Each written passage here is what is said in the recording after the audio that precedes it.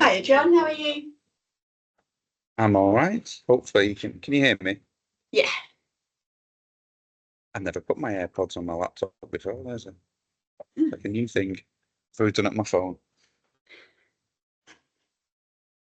Where are you? Are you in a hotel with a weird room with a weird window?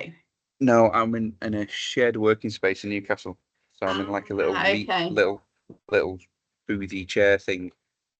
I Ah. can sit in I come in here quite a bit. I was meant to have a work experience student on his third day today, but he said he's not very well today, which I'm not being rude, John, but is that pleasant for saying it's a bit boring? potentially. Well, it's not. Well, yesterday was a better day because we were he was involved in a children and young people's strategy consultation for the physical activity strategy in Newcastle. So there was lots Oh, of the young people there, and then the afternoon we were planning a youth voice event with another young person. So that was quite nice. I think he enjoyed yesterday's, but so it's his final days. So I think he might be genuinely not feeling. He looked a bit. okay. He looked a bit.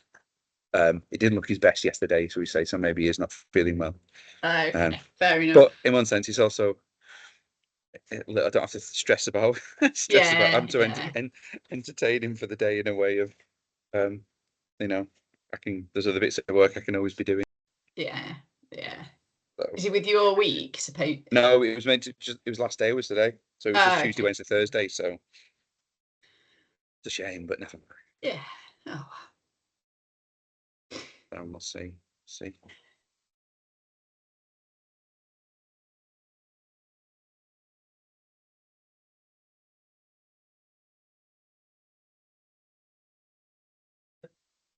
Kelly's in the middle of getting a train. Oh, is she? Might be a bit hit and miss. Yeah, that's just going to listen in. Anywhere nice, Kel? Anywhere going? Sunny London.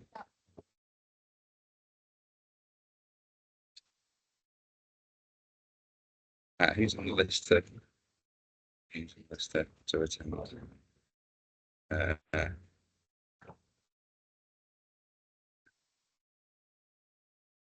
check Kelly's email and see. Give it a couple of minutes. Is it just the No, four of us? I don't know. There's more on the invite that Kelly shared with me.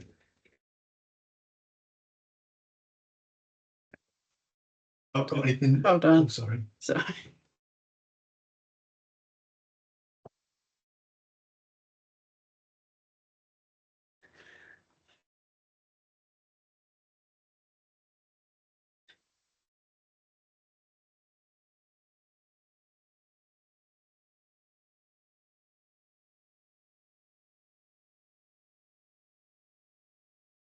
Morning, Kim.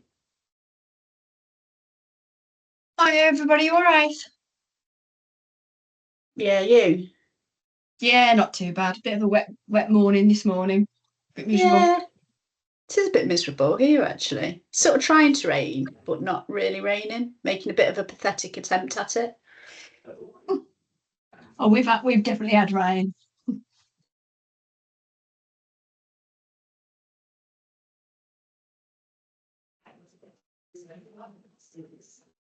And there's a few more people due to join. I don't think Jane Shearing's joining. She's an audit. Yeah, I was going to say she's on holiday Yeah. this week, John. Yeah. That'd be commitment. Although it'd be a bit like if she was like lounging on some sort of beach somewhere with a cocktail. I'd disconnect her Yeah. from the from Just the call. cut her off. Yeah. Sorry, you're not allowed on this call. There was one of the trustees. There's one of the trustees. Who was it? Oh, it was Brendan Batson. Brendan used to. Brendan used to live at some points in the summer would live in Spain. So he'd dial a call and Brendan would be sat in his balcony overlooking the Spanish mountains with the things. It's like, Brendan, just if you're going to be here, turn your camera off because you're just making everybody annoyed as we're sat in a rainy Manchester office in the summer and Yeah. you're sat there in Spain. When Helen Yeah. does that, when she dials in from she's done some, they've got a holiday home in Spain. She's dialed in a couple of times she's worked from there while the kids been on the day. I'm like, that's just no. Just that's not fair. Yeah. Jane, no, yeah. Jane calling from America. Wow. That is commitment. Sue's here. Morning, Abby. Hello, you okay? How many weeks are you in? Week 3 or 4 or something like that? Well, I think we may be 5 or 6 Okay. now. I'm not fully sure, to be honest. It's been busy, so it's flown by. But yeah, it's good. 6 months.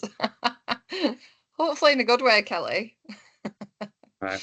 What we might do is it is recording anyway. We might get started. I know there's a few other people, but I'm looking to Kel to type in. Should I get started, Kel, rather than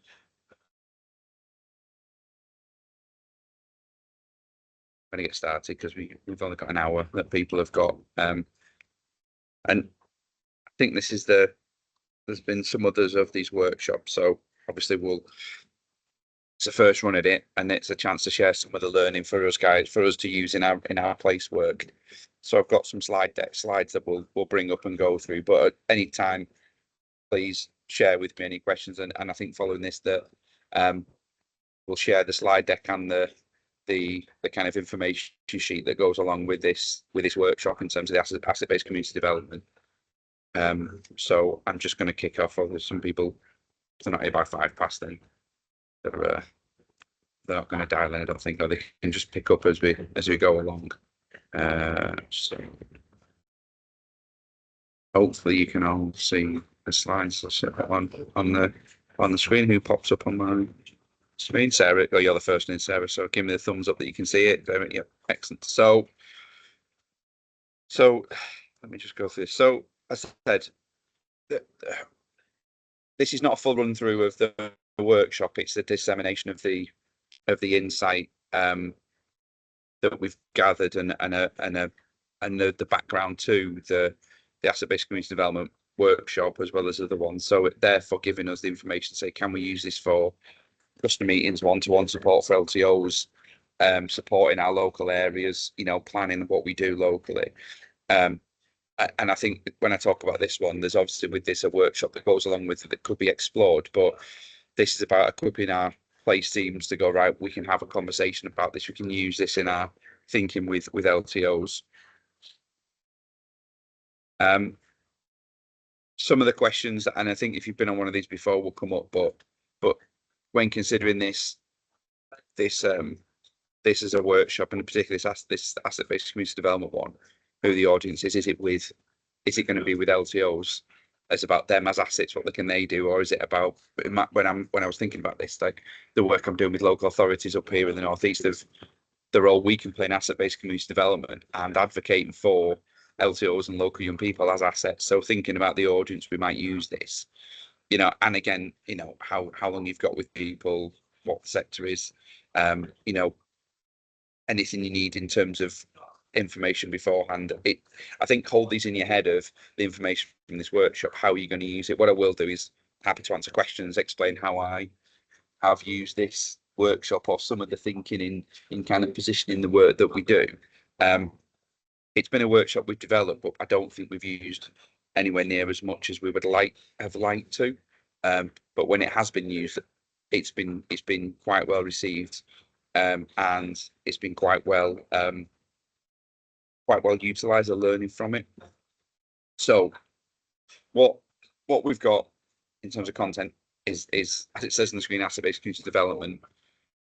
The workshop was always designed and pretty much designed by I was involved with it with Mark Oliver. Those of you know Mark, who had Street Games days ago, was involved in writing it. Karen Keowain put a lot of information into this, and what we tried to focus on was introducing what the concept and in Street Games areas. So how this would be delivered in an area that you would consider as underserved, but there are assets that can be used, and in particular as well, as you'll see, how young people are seen as assets to build upon as opposed to be seen as recipients of what goes on. So as always with Street Games workshops and development, trying to bring a different flavour, different angle to it that can change the conversation. There's lots of organisations that will do asset-based community development, CVSs and things will do that. So we've got to try and differentiate this for us to get that conversation in. And there's a key element this around young people, and this is seen as assets, how we can use the energy, enthusiasm that young people bring in their local community to help drive that change, as opposed to always being the recipients of whatever community development goes on. So what I will show you is there's some core messages through this, and obviously with each of this as a workshop, if we're doing it, there's a load of activities.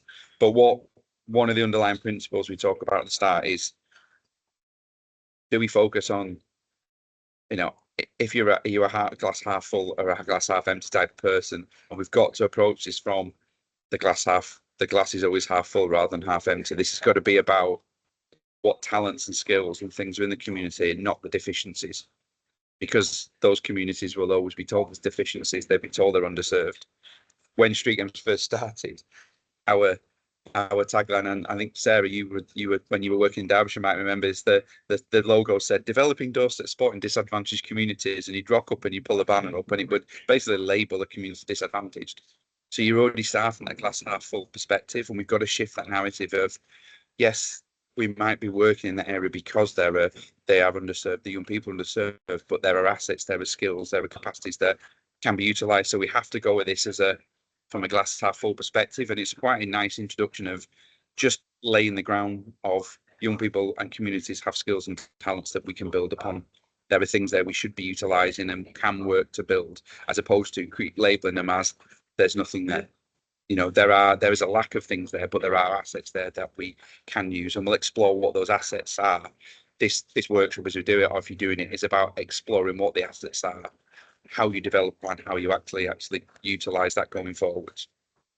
So what we do, and again, this is some of the core messaging that's in the sheet. And what I will do with a small group, we can have a conversation, please, is that we look at, this is all about the assets in the community and looking at the assets of an area, and then understanding, once we've understood the assets, what are the needs? How do you use the assets to develop the needs? And a question we put into there is what's strong rather than what's wrong. We've got to flip this again, to keep the glass half full analogy, is it's always about what's good, what's strong that we can build upon. And as I've said, for this, we want to, for our differentiation, for the conversation, young people as citizens who can contribute and lead rather than those who need to be helped. You know, there's often a language, young people of the future. Well, actually, young people are citizens of now and of the future. So if you're 18, 16, 17, 18, you've got a lot you could offer if channeled in the right way. What's interesting in the workshop is we bring this picture up.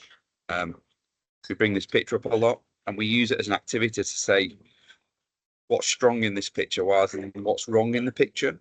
Now, again, because people will look at it and go, what's wrong? And we use it to challenge people's thinking of, okay, so what do you see that's strong about this picture? You know, and trying to focus on, are they passionate? Are they confident young people? And I know it can be a real challenging thing, but we're always trying to challenge people's thinkings of what is strong, what is a positive that we can build upon, as opposed to seeing this as young people.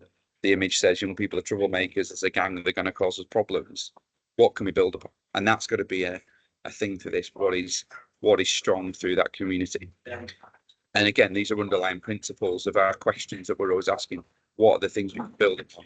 What are the positives? How can we utilize passion and enthusiasm of young people as opposed to seeing them as a challenge? Now, that's not necessarily to us to do, but it's a question to pose that comes into those conversations. And then what I will do is stop this. And the core principles that we look at through this, and again, the core principles to explore when you're talking with LTOs or using this as a conversation piece is obviously it's asset based, and we'll look at what those assets are. It's community led, and that's got to be about, it's got to be not an external agency that's directing to what it is. It's got to be led by those local community organisations to drive the change.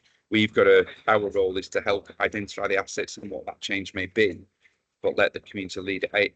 It's about the word community has to come strong in here about being community led. We're helping them do it for themselves as opposed to somebody doing it for them. It's about building strong relationships, which also we're really good at, building connections and relationships between people, between organisations that will be longer standing. So it's not necessarily about a project or a program. It's about, if we build strong relationships, then this will last. It's not a project. This is not about saying we're going to do a project. This is about principles of, can we take an asset-based community development approach to our working place? Therefore, what are the assets? The place leads that. We develop the relationships that are then something that we can support and we're a part of, and build strong relationships. And it's about including as many people and including as many stakeholders to design the solution to the problems that they identify, the need they identify. So the community's got to be included in identifying the need and identifying the solution. It's not about being told what the solution is and for them to fix it.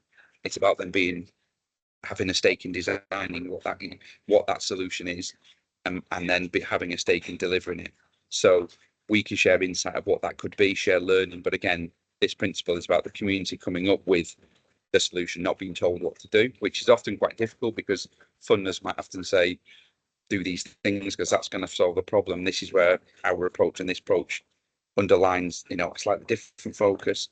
And obviously it's place-based, and that's also about the organisations, the people identifying the place. What is the extent of the place? Which place is it? Is it a local park? Is it an estate? Is it I don't think a group of organisations will go, we're picking this low super output area, but they might have in their heads the confines of, is it a certain area of a town or a city?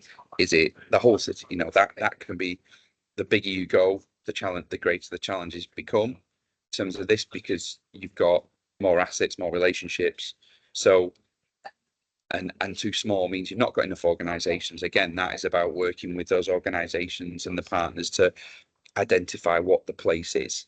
So again, in a workshop scenario, these get explored more, but they're the core principles that we would probably all reflect what we do in our place work anyway, but it's a useful understanding and background to that in terms of what you would then do as a process around asset-based community development.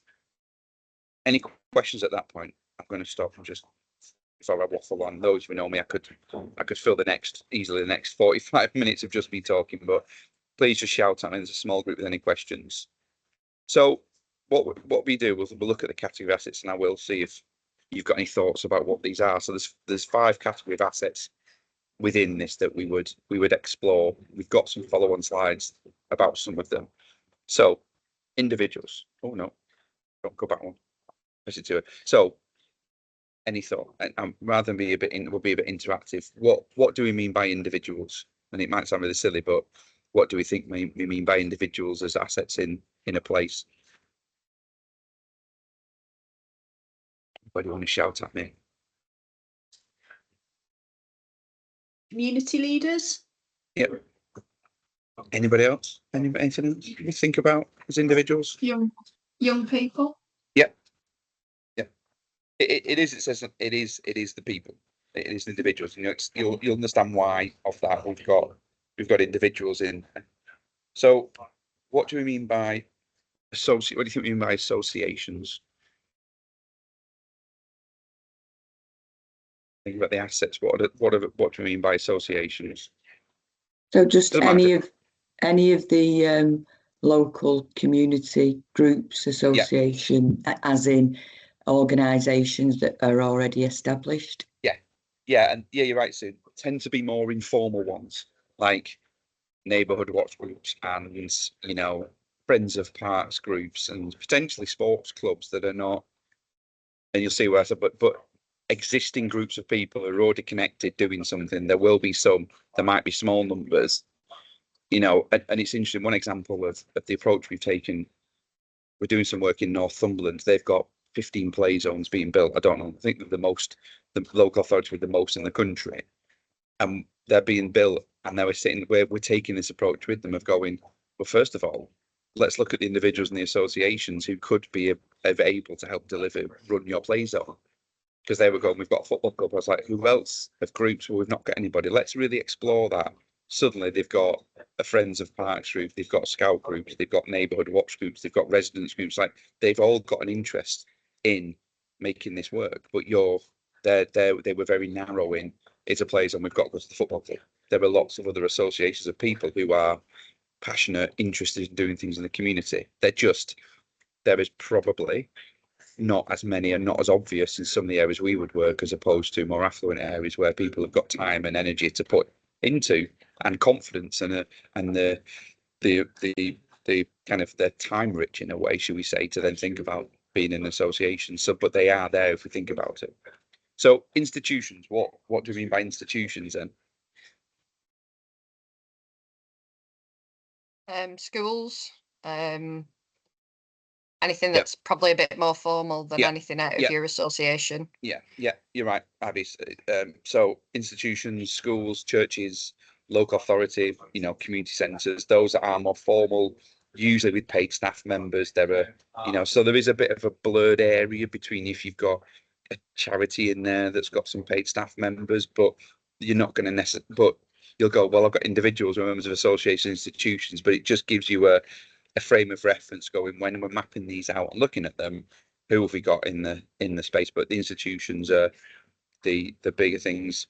Physical assets, don't think we need to ask that one, but there are the actual buildings and parks and open spaces and things we've got to use and to be of benefit to this in the place. And the other category of assets is the exchange. What do you think we mean by kind of exchange?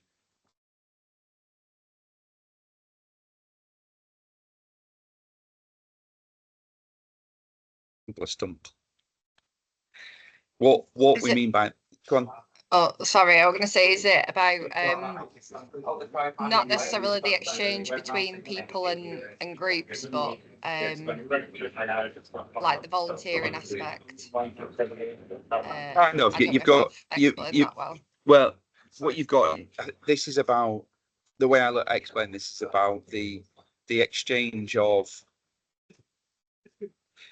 of knowledge, information, capacity in a way. So networks and things like that. Are there existing networks that already where there's collaborations going on? So you might have in Newcastle at the base at the moment, you know, there is an existing in wards of the city, there is an existing youth network that meets and talks and shares ideas.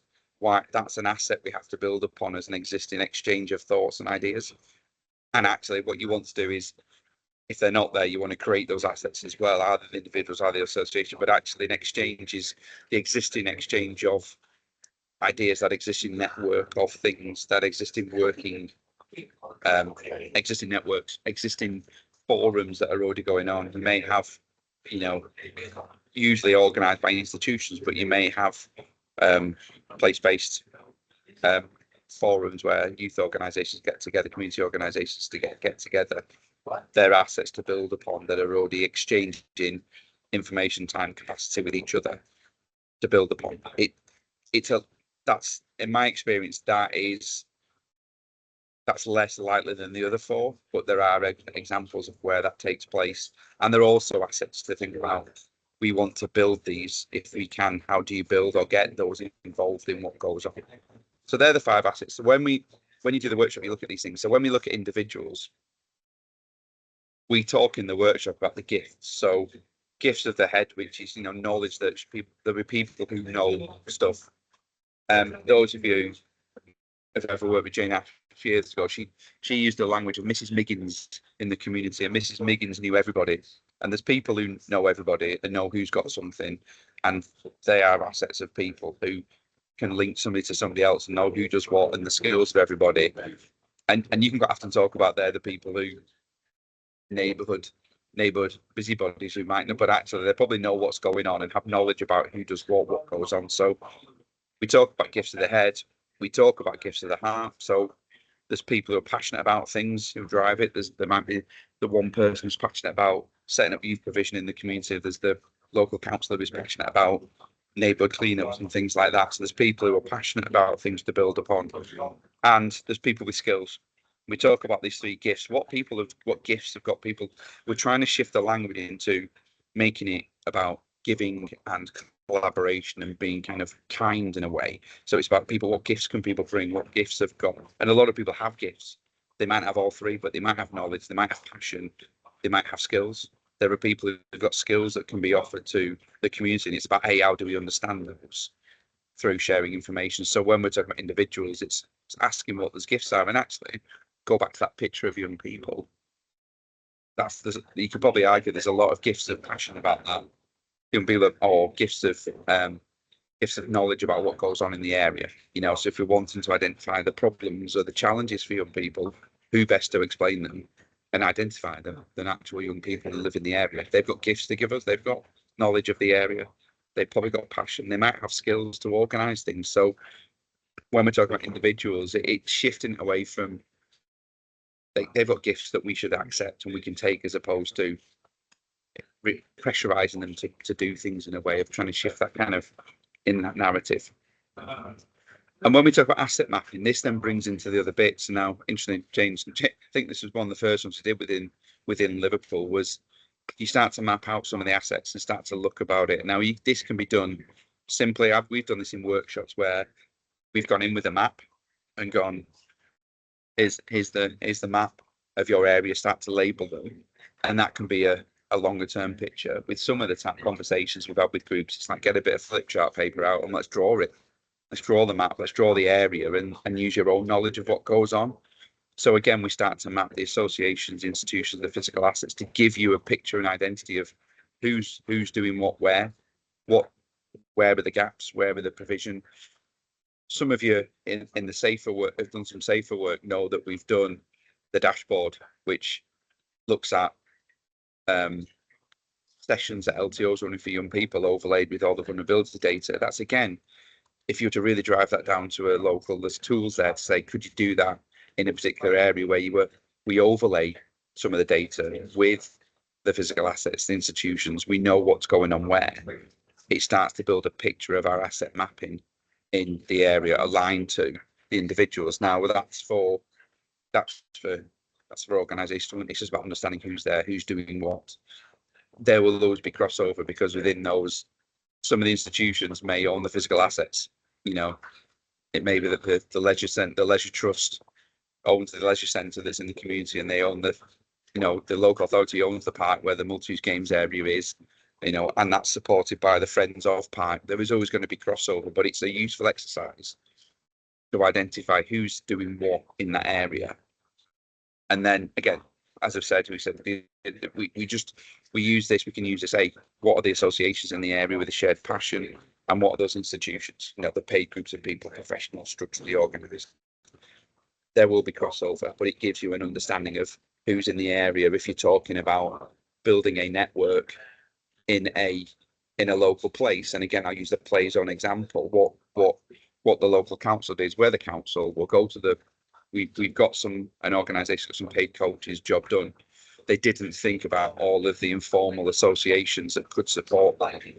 And is that our job when we're doing things in place? The challenge thinking of who else is in that place. We quite often go to the staff member run organisations, but do we think about the institutions? Now that's quite difficult because they might not have as much time, but that is a useful exercise when we're thinking about place working with who else is operating in that space that can add to the work, adds to the capacity in that place to deliver positive outcomes for the community. So yeah, we've got to think we can use it ourselves, but when we're sitting around with LTOs or in clusters, we can start to challenge thinking about who else is in there. Some people like visual maps, and it helps sometimes help people build that kind of visual identity. And then, I mean, the slides are not, there's not extensive slides in this. One of the things that we want to then think about and add into this is then how does it work in terms of what can we do? What would an organisation need to do to really apply this learning into what they're doing locally? So obviously there's some community mapping that's useful, and that can be physical and it can be visual. It can just be identifying who's there, looking at the resources, that can be listing it however people like to do it, but understanding. People get sometimes scared by the word mapping because they think they'd actually draw a physical map, but identification of those assets through those 5 categories is a really useful way to understand who's there, who's already doing those things, and we can align then to the need. We've got to think about builders or facilitators to connect people. So this works if we build connections. So there is an element of identifying, once we've mapped it out, who's going to build the relationships, who are the connectors? Do we just hope it will happen, or is that a role for somebody to help facilitate those connections? How do you build the exchange? Is there an exchange mechanism already, or do we need to build the ability for exchange of relationships, exchange of skills and ideas? That may be a role that Street Games plays, and that's interesting. That's my experience where we've been asked to do that. Of organisations are really busy, and we talk about collaboration and working together in partnership, but I've been in situations where they've looked towards us saying, can you do that for Street Games, because we don't have the capacity to do that. So we can map out the assets, but one of the assets is who can do that exchange, who is the person who can help build that connection. And I do think that's often quite a challenge. Once you've mapped it out, we've got all of these partners, we know what they're all doing, we understand the needs. It's the next bit that's quite difficult, I think, in this. Like, we've mapped the assets, we've understood who's there, but the development bit, how do we use that in development, has got to be about that those community facilitators building the connections between people is really, really important. And then developing an action plan. And what I've got on another slide is a bit of an idea about action planning, how you can almost like use questions around young people in the action plan, but developing a plans, implementing projects, addressing the priorities using those assets. That comes back to that principle of community-led, inclusive. They own the solution to the problem. It's about identifying what the problem is and what the challenge is, and then what those assets are in there. And evaluation and reflection. We've got to evaluate and learn. This will keep moving. Something right. We like evaluate, reflect. We talk about making in-flight adjustments. Somebody who I was in a meeting yesterday said, we've said it before. I think people at Shiggins talked about building the plane as we're flying it, building the car as we're driving it. This is going to be one of those things that there was set off, and we've got to evaluate it. So there is about regular evaluation and reflecting and making adjustments, but empowering the community to think about how things are working, make changes as we go, keep evolving it, because the need and activities may change. Quite often what happens in asset-based community development, from my experience, has been we use it as a principle to map at number 1, and then maybe jump to some projects, but don't think about the other bits in between there of, we've mapped out this and we just hope it will happen. Now we've mapped it out. Well, we've mapped the assets, but we haven't done the development bit. And I think that's the bit we can facilitate of what comes next. Once we've understood the assets, how do we build the connections? How do we link people together? I think that's the bit we're actually really good at as an organisation with some plans, but getting people to think about who's in the communities that can work alongside that, but being really realistic. We'll all have been there where you've got people in communities and areas who don't get on and don't like the politics for the small p and the relationships, and organisations don't want to talk to each other. That's where you end up focusing on the end. What is the end goal? What is the need? And actually, we do need the right people around the room, no matter of previous relationships, if we're trying to think about the need for the areas.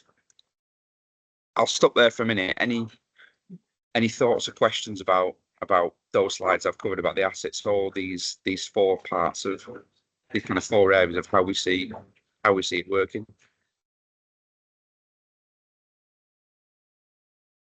Am I talking sense? I'm taking silence as I'm talking sense that people are nodding along. I'm not talking rubbish from questions. And one of the bits here, and again, we'll take the slides down in a minute, because a lot of this is covered in the information sheet, and you get the slides, is what we've found from doing this is, and we throw this into the end of the workshop, is 4 key planning questions. So we throw into it like, what is it that local people can, the best place to do together? So we get organisations start thinking about what is it that you can do together, as opposed to starting with what outside help do you need. We want to end up with that focus, start with this is about empowering local communities, partners to do things together. What considerations do we need to make about engaging young people as assets? And that's a key one for us, and pushing the crossover with our youth voice participation work. Do we talk about it being really inclusive for young people? Is it about young people just being asking questions, or are young people involved in coming up with solutions? So really trying to challenge about organisations thinking about young people. What is it local and young people can best do with some outside help?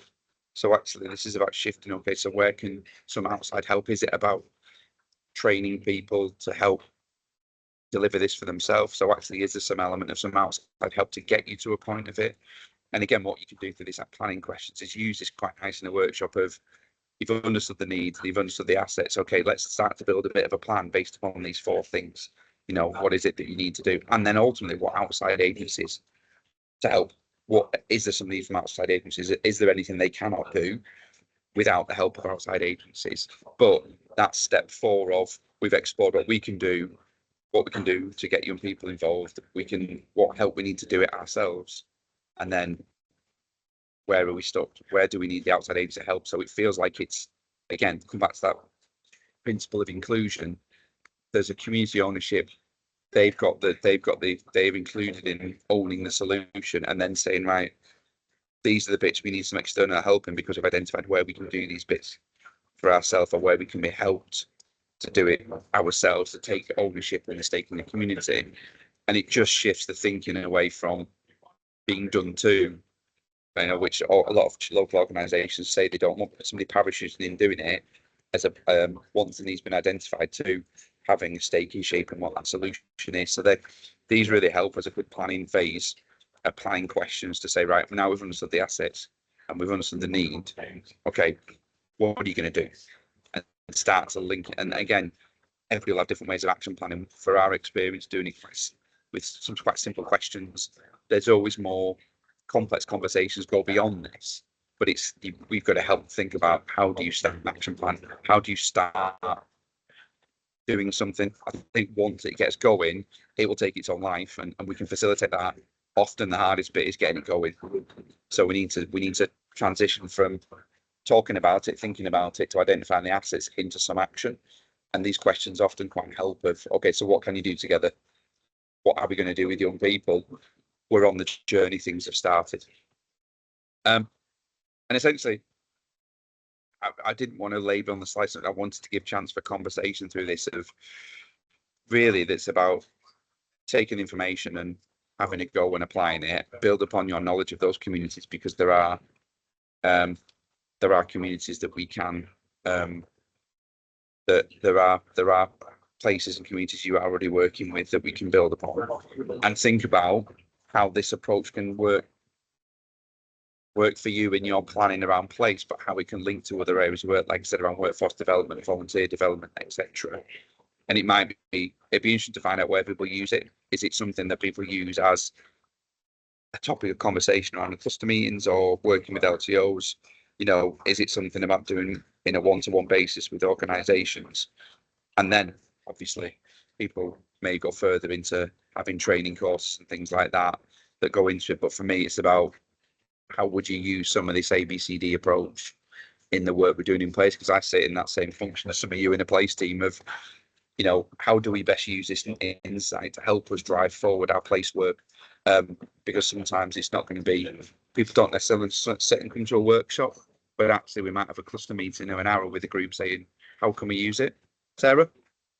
John, I was going to ask actually, but you've sort of, have you got any examples where this has been used, or you've used it so far, in terms particularly around like the place work and that Sport England linking it with that Sporting England place money, have we got as an organisation some examples of where it's been used to good effect?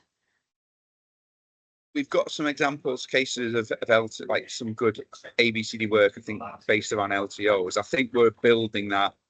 I've certainly got more now of using it as a conversation, using it up here with the planning. So the play zones is an example. I'm going to stop sharing the screen because actually there's no more slides of that. The play zones one in Northumberland's been a really, really useful example. And it's only very more recently as using it as an approach to sit down with the people running the play zones of, right, we need to map out why you're building a play. Like, they've applied for some money. What's the purpose of your play zone?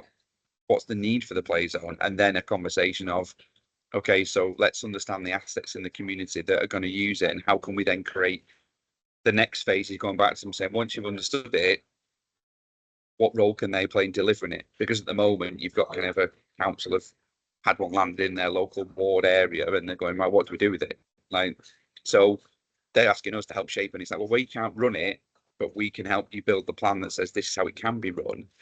So actually, they had not many thought about young people as part of the solution to it. They've often thought about, if we don't manage as well, young people get into such behaviour. So they're seeing them already as the challenge. So the play zones has been an interesting phase. I do think it's probably in my head, it's something that I use because it helps to develop the content. It's almost like underlying principles in the development of clusters. And then I think there's something more. We're doing some work with Newcastle University, and I think we'll end up running the workshop as part of mentoring the students who are going to be paid to go and do some community delivery, as how do they use these principles in planning out what they do. But with our clusters, it's more of an underlying principle of what's our role in the LTOs and the partners as assets, but also challenging myself and the team here of who are the assets we want to work with in place, who are the individuals and the associations. We quite often go to the institutions and the charities, but who else do we talk to? Because actually there may be in a place other organisations that can help. So there's two elements, the underlying principles, but it's quite a useful tool. I said the play zones for me is the example, and we can share that as we keep going. But it's only been the last 3 or 4 months we've started working on with play zones, because that's about a facility that's community owned, and trying to convince them that they're not going to generate money from a play zone, which a lot of them think they're trying to do, but they're not going to generate money from a multi-use games area in a park or something like that. Anybody else? Any questions, thoughts, conversation bits you want to raise about this? Where do you think it will be useful? Has it been useful in the past? Yeah. So my background is community engagement. So the asset-based community development stuff is great, especially when you're working in areas where, it's a bit harder to kind of recruit volunteers and get the residents on side. Because like you said at the beginning, I think people are so used to being told that, they are in a deprived area and, they are poor and all the other stuff that comes attached to that. And sometimes for people, it's just about the education side of it. So, if they've got skills or they've got the passion, they often don't know how to put that into action. So sometimes it's like a little bit of hand holding. But I was at a networking meeting last night actually with Sported over in Cheetham Hill, or Cheetham. So I think something like this would be really good for them to deliver. Maybe we could plan something with them to deliver at the next meeting. But also, Kelly, I know you know this lady as well. There's a lady she works in a local high school as the designated safeguarding lead, but she also runs the local Ukrainian group, and then she also is involved in Scouts and multiple other community organisations. And she was at the meeting last night saying how she wants to develop some kind of play scheme and a schedule of activities to deliver all year round, not just half. So I think doing like the planning session and Yeah. asking her those questions and sitting Yeah. with her and doing those, Yeah. and then hopefully she'll figure out that, you know, there is other people that she can lean on and she doesn't have to be fully involved in everything Yeah. all the time as well. And she sounds a bit like the Mrs. Miggins character who knows everybody and does everything, and they're there. They Yeah. are there, but And she obviously has a lot of knowledge of Yeah. how to get things up and running, and you know, she'll know how to communicate with young people because of her role in the high school. She'll Yeah. also know how to communicate with like the Ukrainian Yeah. community Yeah. in that area, because she said that's grown like tenfold recently. yeah, And obviously there's a lot of trauma to address as well in that community, so that's something else to think about. yeah, But she wants everyone to get involved and to kind of go down the Yeah. community cohesion route. Yeah. So yeah, it'd be definitely interesting to speak to her and run through some of this. yeah. And Yeah. go on. I was going to say on the information sheet that Kel's put together, there are the benefits of it and things like community cohesion, shared resources, increasing capacity Yeah. as some of the outcomes of this if done well. But I think it's always rooted in I think our job is to provide this framework to then say, let's think about what you're going to do. Who is Yeah. it? Who are the assets that can help you? And if we're to sit there and then say we want to develop Dorset sport in a place, we can take the same approach of who are the assets, but we want to empower the community organisations to do it and bring others involved. So it's just a framework of thinking, but we can lift this into a workshop to say to others, if someone deliver this to a new area, right, here's the principles you need to adopt. But I think there's a handy set of questions and framework we can use in our network. If you take that playgroup question, you could throw those 4 questions in, couldn't you? Going, right, Yeah. to our playgroup, who's going to help you? Okay, so young people been consulted on what that playgroup looks like. What outside help do you need to get it started, and who externally might help you? Suddenly, you've almost got a bit of a plan saying, right. Yeah. But you always go back to, you know, what physical assets, what people have we got that can help us deliver that place, and it lifts it away from her going, I've got to try and do everything myself. And you bring Well, others involved. that was one of the questions I said to her last night. I was like, well, are you setting this up because the young people want it, or is it because they're coming to half and half's really busy, so you're just kind of thinking that that'd be the case all year round? Because obviously half, people do dump on half a little bit, because obviously it's free childcare for 4 to 6 weeks. Not totally free for some, obviously. Yeah. So I mean, there's other aspects to thinking about why you're doing this, and then obviously pinning down what kind of activities, and then obviously we're quite fortunate with the access to all the training courses and stuff. So yeah, like the community mapping bit, it'd be really good to sit and do with her and maybe a couple of the other leaders in that community. Just because sometimes as well you feel like or like the people that are already out there doing, they feel like they need to do more. When really, you know, there is probably somebody already doing that somewhere. So trying to get people to kind of lean on each other a little bit is really important as well.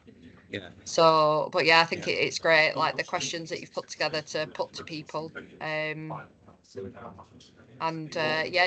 there like any case studies we can share about this, or is this fairly new? There are a couple on the information sheet that Kel's put together, but I think for me, the approach and the learning in the workshop is not new. I suppose this is one of the ones I don't think we've anywhere near used enough of, but we've actually probably used the processes behind the scenes of this in our cluster thinking. So I think there is an element of, for me, how we as place teams share the approaches we take of saying, actually, I've used this way, like Abby, you've used it in Cheetah this way, but how are we? There's an element of how it's been used as a concept through the network. People have used it. I think there's a learning for us of how are we using this as an approach in street games to say this is helping us do our place-based working, because that's a great example if it comes off, Abby, of going, actually we've sat down with the communities, we've looked at the area of Cheetham, we've mapped out who's already there, it's opened our eyes to other people, and therefore we've now started to build a different plan, and that will be useful to others. Say this will happen multiple times over of conversations in areas of, you know, how we're going to develop opportunities in either a city or a lower super output area ward area. How are we using this approach? How's it been useful? Be useful for us to share as well internally. Yeah. And obviously I've not seen the sheet, Kelly, if you've circulated it already, sorry. But I think the other thing, I don't know if it can be tied in or if it's just a couple of questions to add in around kind of the sustainability element, or whether it's like a follow-on session after the initial planning and mapping, because a lot of new groups tend to rely quite a lot on funding. And again, last night there were lots of our LTOs there, but people there who aren't our LTOs, and they were saying how in the beginning, you know, they were heavily reliant upon funding, and then they've tried to develop their kind of business model, even though it's not a business specifically, to kind of generate income in other ways, so they're not reliant on the funding, and then it gives them a bit of breathing space to kind of focus on doing a bigger funding bid for a bigger bit of money. And I think the result of the collaboration and the results is actually those joint funding bids. If they're working together, there's an element of that being a result. I think the sustainability question, and Sarah, Kim, Sue, I know you've worked in this space as well a long time. It's always a difficult question of what do I mean, and I think for me there's an element of trying to separate them out of being sustainable is heavily reliant on funding, but it's also about partnerships and connections. And so actually, if they're well connected and there's a stable network of partners, that's going to help them to then think about funding up. And that may be where the race investment stuff and other things comes in to support them. But it's about, this is about having secure assets and partnerships, and almost that collaborative approach and relationships is there. Then you feel more secure in a way of going, right, well, our business models, our delivery models are changing based on what's going on, and can we look at larger funding applications, collaborative applications and partnerships, something about having support to feel more sustained and protected, you know, as opposed to, and I get it, we have it all the time, don't we? Organisations come to meetings going, I need funding. It's a very simple answer to quite a complex problem in a way, and it's like, well, first steps, can we understand what you're doing, the relationships, the assets, where do you sit in that ecosystem of others? So actually you're not all applying for the same funding. That can be a bit, because sometimes everybody's applying for the same pot of money, and that's stepping on each other's toes. So some of the work that we can write up, I know that they did through the Pears Foundation, wasn't it, where they did the stuff in Wales with funding, and they went to a group of organisations, and rather than saying you all get a certain amount and you have to apply for it, he said, there's 20 grand, you work out who needs what based upon what you do, your assets, how much you need. And then some of the larger organisations, like the institutions who had more other income coming in, said we don't need as much as the smaller associates. So actually they made that decision as a group, what they need the money for, but also who needs what in that, as opposed to them all being competitive. It was like, we're in this together, we realise we don't need as much as you, so we had to facilitate that conversation, which I think there's a lot of learning from the team in Wales who did that. I'm sure it was with Pears Foundation around some of the holiday provision. So is that right, Sarah? I think looking you nodding your head. Yeah, I think it was. I think it's a good approach, and I think just picking up on your point, Abby, about that sort of collaborative approach, I think doing it this way and that collaboration this way and building from the assets upwards, I think that gives institutions and funders more confidence to actually probably do something a bit different and say, actually, rather than, like John said, you know, let's all bid against each other. This is the pot of money. Here you go.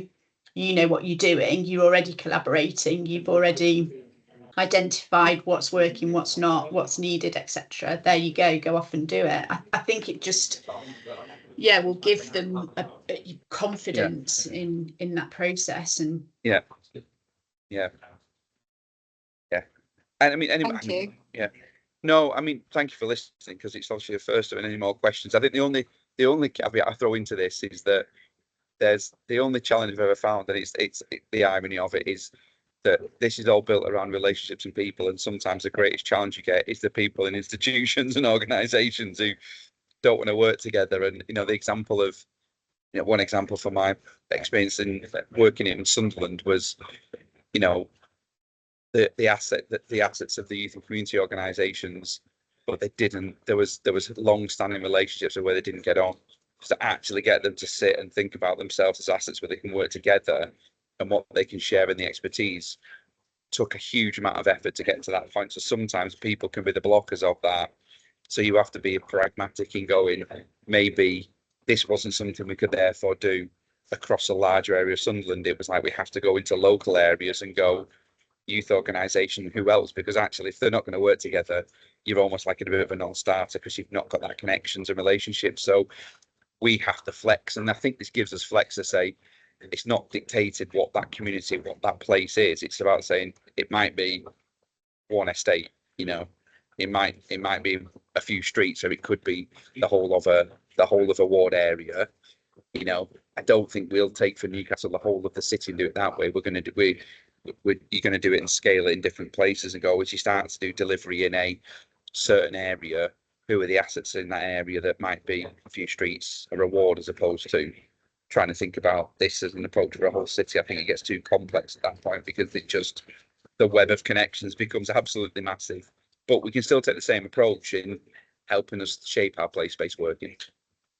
John, sorry, I think you've sort of perhaps answered this a little bit then in what you've said, but I was just thinking then, could the principles of this be used in that NYA work that we're doing in Stoke and wherever else, the two of the Derbyshire and Derbyshire wherever, and Stoke, because certainly in Stoke there's there's the collective, and there's a strong group of organisations, youth organisations, that are already working together and will already have assets and will know those connections, etc. And it might, doing this principle either formally or informally, might really help them hone down on, we know we've already got this and are doing this bit, what we need to develop the money for is this bit.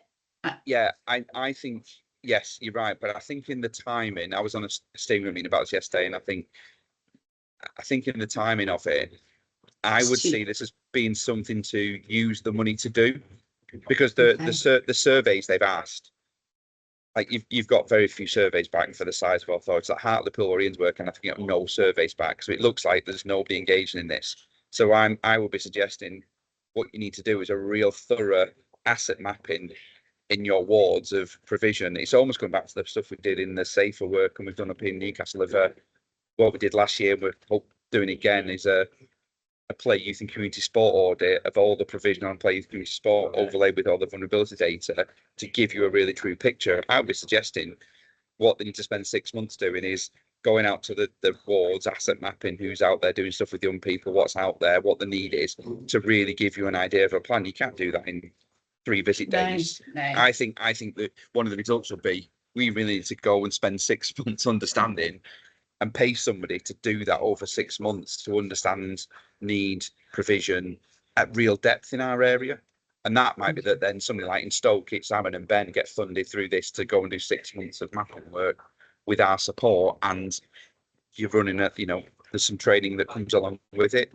I just think I can't, I think that that should be an approach brought into over this 6 months, as opposed to doing it in the next 3 weeks. The next 3 weeks. Because you ain't going to do it. You ain't going to really do it in 3 weeks. So I think we should be pushing that as pay into people to do that work, but we'll see what DCMS want to fund or not in that. So any more questions? If not, we've got 4 minutes. So I'll give you 4 minutes back of your sunny Thursday morning.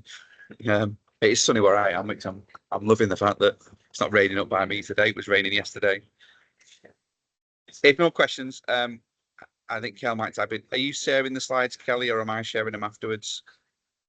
No, she might not be able to type or whatever, but we've got the slides, you've got the information sheet, we can share. And if you want to drop me any questions and pick my brains of stuff that we've tried in different places, then happy to share it. We've tried lots of different approaches, but for me, constantly trying to learn and suppose I just apply these principles into our place-based working, because we have to be led by our network and by the assets, as opposed to turning up saying this is what we're going to do. that's kind of an underlying call for street games. I just don't think we maybe shout about using this as an approach more enough, and maybe we should do more. But it's all right. Kelly's going to catch up with you, share anything. Thank you all for your attendance. Enjoy the rest of your day. Thanks, John. No problems. Thanks, I'll see you John. all later.